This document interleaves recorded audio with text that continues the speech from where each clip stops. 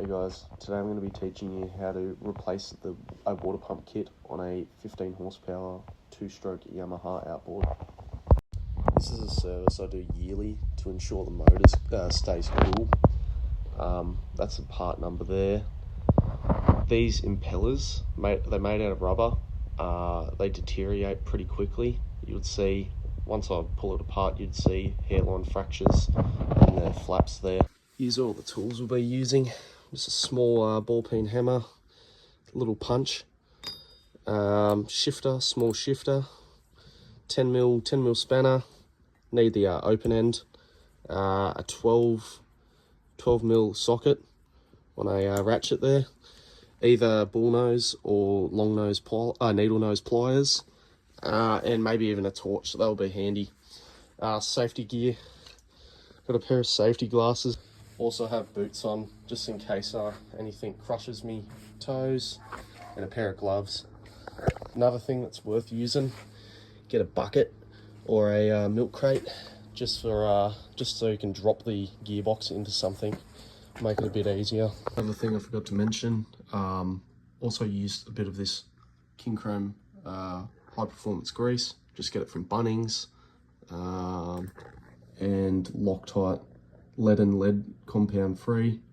To start off, I'm going to disconnect the gear selector at this linkage here from the gearbox. So that's the only thing holding it together up here. And then it's just a shaft, and the impeller sits somewhere around here.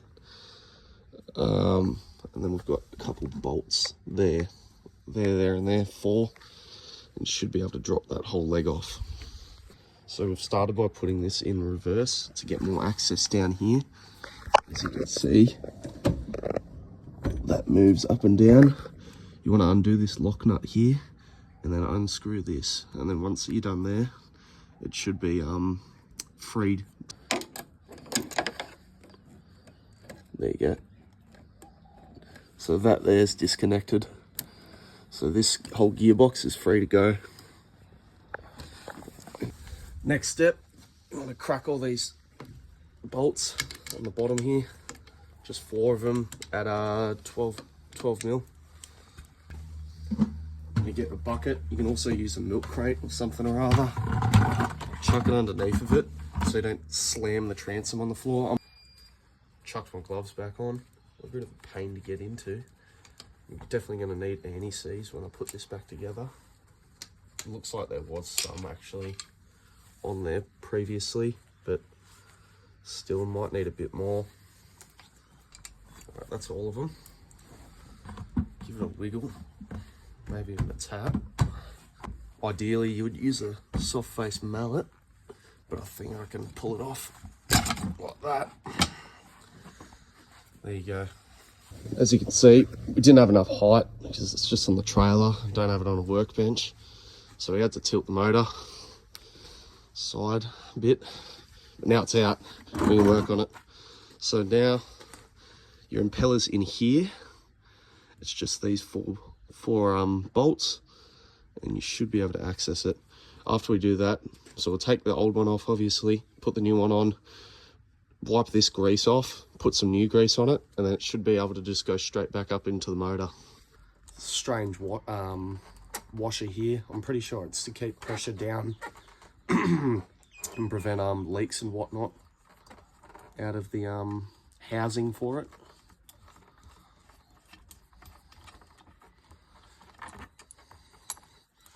I like to put everything I'm using aside in a neat format so I don't forget where it is. So over here I've got a rag.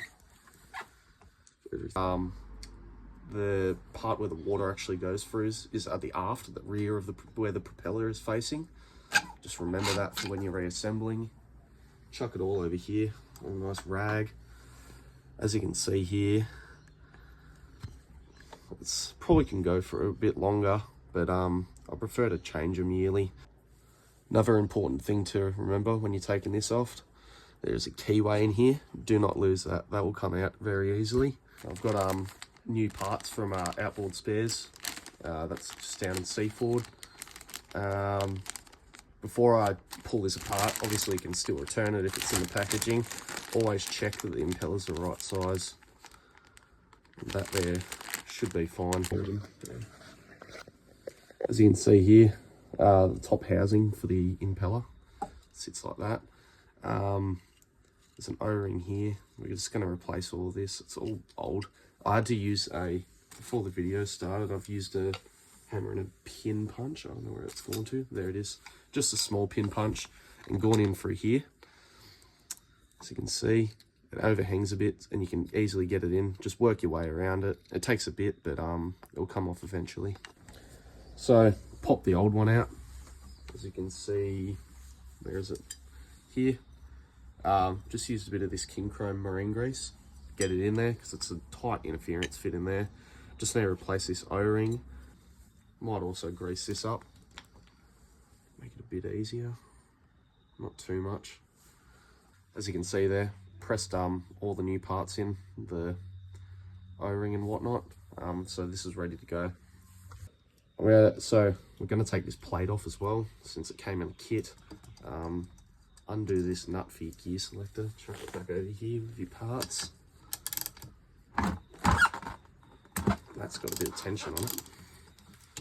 Come off. Remove this woodruff key, chuck that out because we've got a new part for that anyway. Yeah.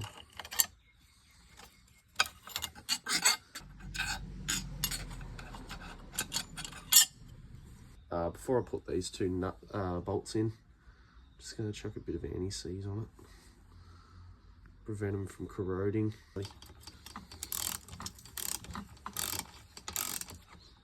Alright, that's that there. I reckon I'm happy with that tool. As you can see here, I've put the keyway back in, also greased this shaft up. The impeller's got a little key slot, so you just got to make sure it goes in the right way.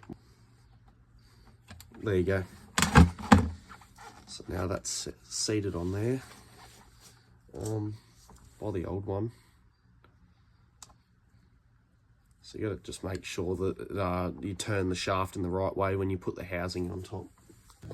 Alright, I took it out of the bucket because I want to be able to move this propeller around. As you can see, when I move the impeller spins. This impeller has got to go clockwise. It's got to spin clockwise into it. There you go, that's it. As you can see, I've anti-seized these bolts. As I'm tightening them down, I'm going to do a diagonal pattern, just so there's even pressure amongst all of them. There's no torque settings I could find online, so I've just eyeballed it there. I reckon that'll be fine. Alright, so I'm just going to chuck this back in now. Everything's reassembled, looks all nice and shiny, as you can see. One thing you got to be careful of in here is the ground wire for the motor. Just don't want to knock it too hard with your selector linkage, as it might snap the wire and whatnot. This way it doesn't weigh too much. You don't need to think too much about it. The only reason I used a bucket so I don't smash it on the ground. Just needs a bit of press. There you go.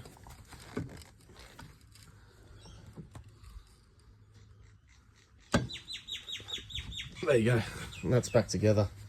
So now I've got my bolts here already anti-seized. I'm going to take the gloves off just to make it easier. Right, I've put these bolts back on. I haven't done them all the way up because you need to get in here and line this gear, the gear selector linkage back together. So screw that on. Start it, just start it a bit. Once you start it, it should all go back together. You don't. Once it's like that, that should be fine. Can you chuck it in gear for me? Just show the camera. Go on. There you go. So it's all together now. It's started. It's not going to hurt it if you do anything. So we'll tighten the leg bolts up. So as you can see here, I've got a shifter now. Just hold the top there while I tighten the lock nut. It's a bit finicky, but you'll be able to get into it. Other way. Yeah.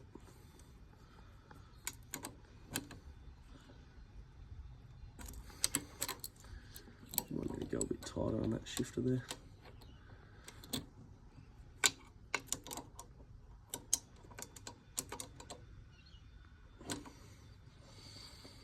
Alright, that's about as tight as you want it. Now we'll test the gears.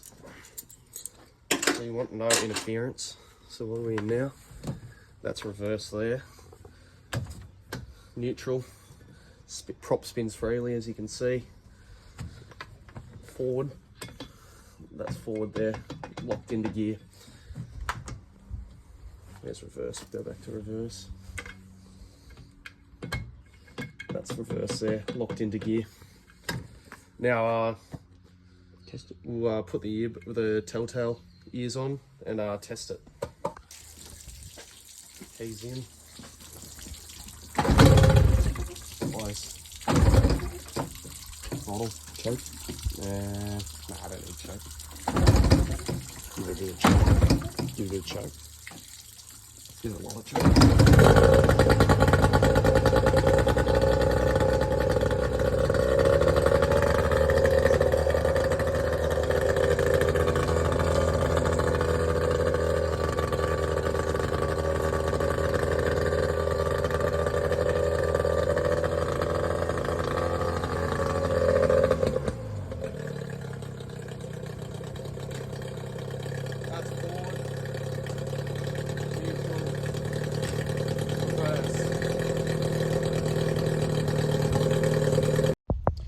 Hope you found this video helpful. If you need any clarification on anything, please feel free to leave me a comment. Other than that, thank you for watching.